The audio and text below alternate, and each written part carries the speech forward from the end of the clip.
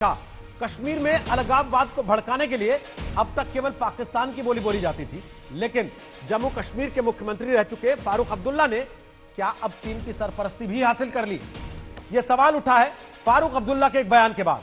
आज तक से इंटरव्यू में फारूक अब्दुल्ला ने उम्मीद जताई कि चीन के जोर से आर्टिकल 370 को वापस बहाल किया जा सकेगा। अब फारूक अब्दुल्ला के इस बयान को बीजेपी ने मुद्दा बना लिया और कहा है कि फारूक का बयान देश विरोधी है और वो ऐसे बयान बार बार देने वाले रिपीट ऑफेंडर है। इसी के साथ बीजेपी ने कांग्रेस के नेताओं, खासतौर पर राहुल गांधी पर भी निशाना साधा और कहा कि उनके सुर भी चीन और पाकिस्तान के साथ मेल खाते हैं। तो दंगल में आज मुद्दा है, क्या 370 के प्यारे अब होंगे चीन के सहारे? बताएंगे आपको दंगल में हमारे साथ कौन कौन से मेहमान आज हैं, लेकिन पहले जरा पूरी रिपोर्ट देखिए और फारूक अब्दुल्ला का बयान भी सुनिए। देखिए, जहां तक चीन का सवाल है, मैंने तो चीन के प्रेसिडेंट को कभी यहां बुलाया नहीं।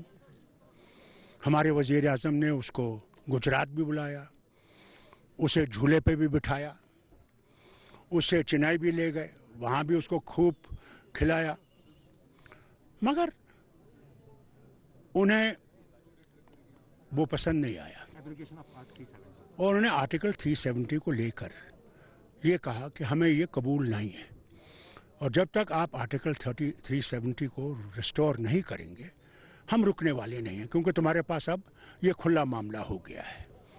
अल्लाह करे कि उनके इस जोर से हमारे लोगों को मदद मिले और हमारा ये 370 और 35A रिस्टोर हो।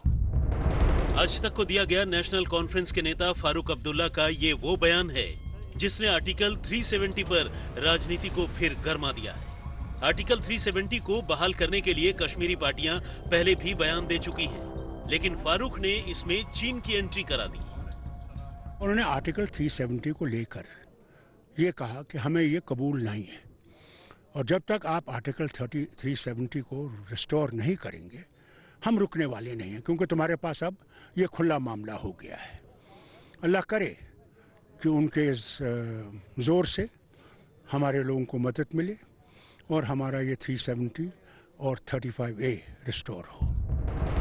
फारूक अब्दुल्ला के बयान को बीजेपी ने देश विरोधी कहा है और फारूक के साथ साथ कांग्रेस के सांसद राहुल गांधी को भी निशाने पर लिया है। जहां तक फारूक अब्दुल्ला और राहुल गांधी जी का सवाल है, मैं तो उनसे कहूंगा कि आप दोनों डुप्लेक्स बना के रहिए। आप दोनों को अगर हिंदुस्तान के बाहर सारे देश अच्छे लगते हैं, आपको लगता है हिंदुस्तान में टॉलरेंस नहीं है, हिंदुस्तान में सहिष्णुता नहीं है, आर्टिकल 370 को दूसरे देशों से उनके मदद के माध्यम से आर्टिकल 370 को पुनः स्थापित करना है, आपको लगता है जैसे मणिशंकर अय्यर ने जाके पाकिस्तान में कहा था कि मोदी की सरकार को गिराना होगा, तो ये दोनों, चाहे फारूक गांधी कहिए या राहुल अब्दुल्ला कहिए, दोनों में कोई फर्क नहीं है, दोनों एक ही हैं। 5 अगस्त 2019 को संसद में आर्टिकल 370 हटाने का ऐलान हुआ था। इसके बाद पाकिस्तान ने इसे अंतर्राष्ट्रीय मुद्दा बनाने की कोशिश की और चीन ने उसका साथ दिया।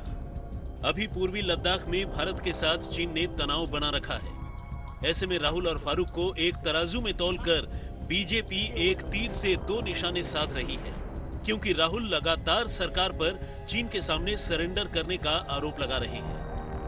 मैं आपको बता रहा हूं, हमारी सरकार होती ना, उठा के फेंक देते चाइना को बाहर।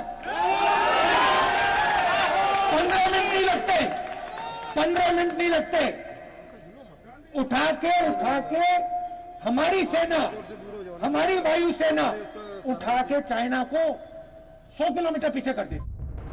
कश्मीर और चीन का मसला राष्ट्रीय पार्टियों के मद्देनजर संवेदनशील है, लेकिन फारूक का 370 वाला ताजा बयान कश्मीर की पाकिस्तान परस्ती वाली राजनीति को बचाए रखने की कोशिश भी हो सकती है। आपकी पार्टी क्या करेगी अब रेस्टोरेशन ऑफ आर्टिकल 370? भैया आगे आगे देखे होता है, अभी से तुम क्यों घबराते? श्रीनगर से अशरफ वानी के साथ आज तक।